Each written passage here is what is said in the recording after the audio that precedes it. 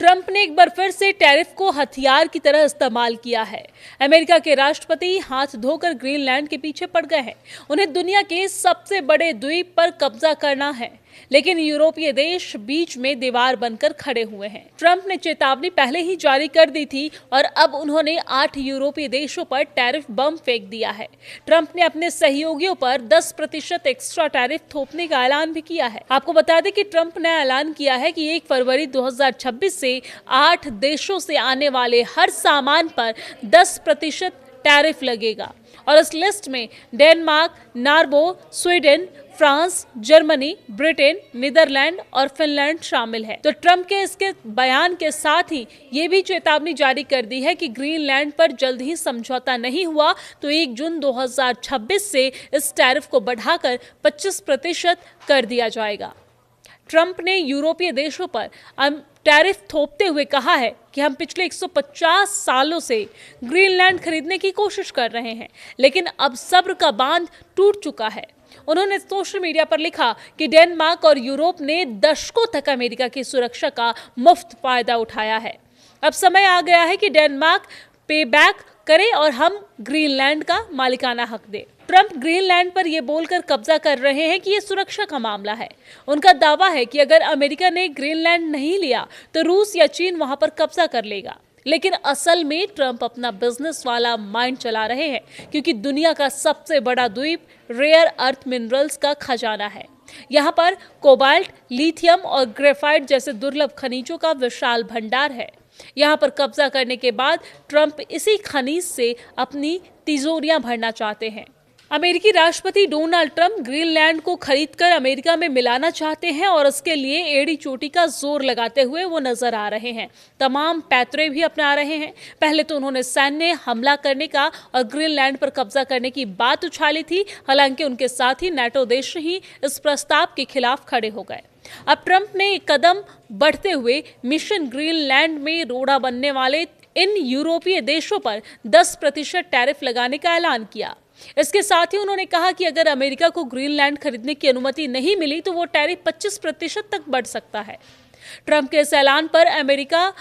इस ऐलान पर यूरोप से तीखी प्रतिक्रिया भी सामने आई, जहां पर स्वीडन के प्रधानमंत्री उल्फ क्रिस्टर्सन, फ्रांस के राष्ट्रपति इमैनुअल मैक्रो, ब्रिटेन के प्रधानमंत्री कीर स्टारमर और यूरोपीय आयोग के अध्यक्ष उर्सुला वॉन डेर लायन ने अमेरिकी राष्ट्रपति डोनाल्ड ट्रंप के रुख को सिरे से खारिज करते हुए संप्रभुता और अंतर्राष्ट्रीय कानून की जोरदार पैरवी से बताया है और इसके लिए जोरदार पैरवी की है। आपको बता दें कि स्वीडन के प्रधानमंत्री ने सोशल मीडिया पर साफ शब्दों में कहा है कि स्वीडन किसी भी तरह की ब्लैकमेलिंग को स्वीकार नहीं करेगा। उन्होंने कहा है कि डेनमार्क और ग्रीनलैंड से जुड़े मामलों पर फैसला लेने का अधिकार सिर्फ डेनमार्क और ग्रीनलैंड को है।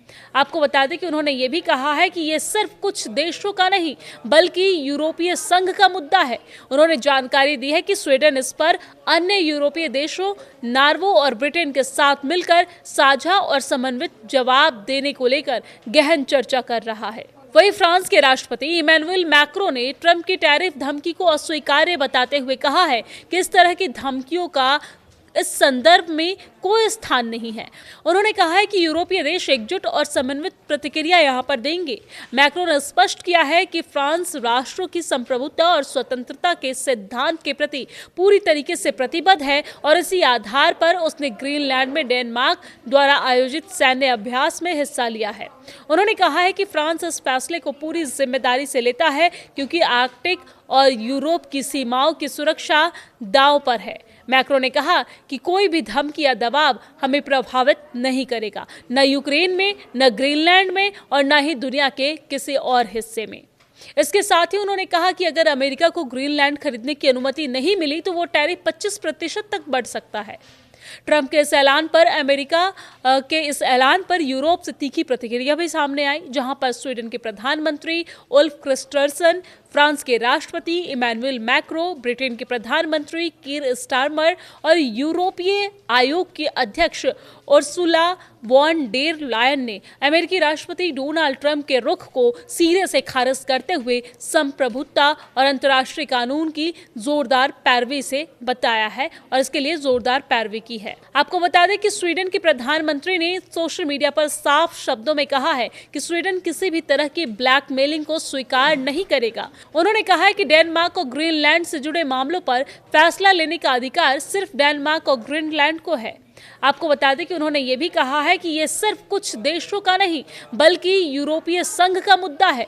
उन्होंने जानकारी दी है कि स्वीडन इस पर अन्य यूरोपीय देशों, नॉर्वे और ब्रिटेन के साथ मिलकर साझा और समन्वित जवाब देने को लेकर गहन चर्चा कर रहा है। वहीं फ्रांस के राष्ट्रपति इमैनुअल मैक्रो ने ट्रंप की टैरिफ धमकी को अस्वीकार्य बताते हुए कहा है कि इस तरह की धमकियों का इस संदर्भ में कोई स्थान नहीं है। उन्होंने कहा है कि यूरोपीय देश एकजुट और समन्वित प्रतिक्रिया यहां पर देंगे।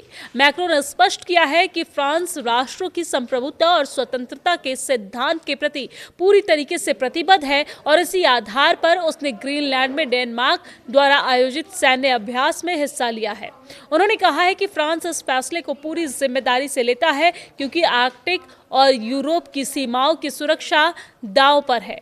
मैक्रो ने कहा कि कोई भी धमकी या दबाव हमें प्रभावित नहीं करेगा, न यूक्रेन में, न ग्रीनलैंड में और न ही दुनिया के किसी और हिस्से में।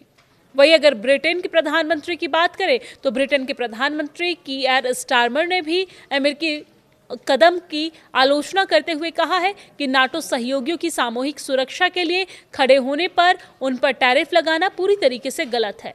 उन्होंने कहा कि ब्रिटेन इस मुद्दे को सीधे अमेरिकी प्रशासन के सामने उठाएगा। स्टारमर ने दोहराया है कि ब्रिटेन के नजरिए से ग्रीनलैंड का भविष्य तय करने का अधिकार सिर्फ डेनमार्क और ग्रीनलैंड का ही है।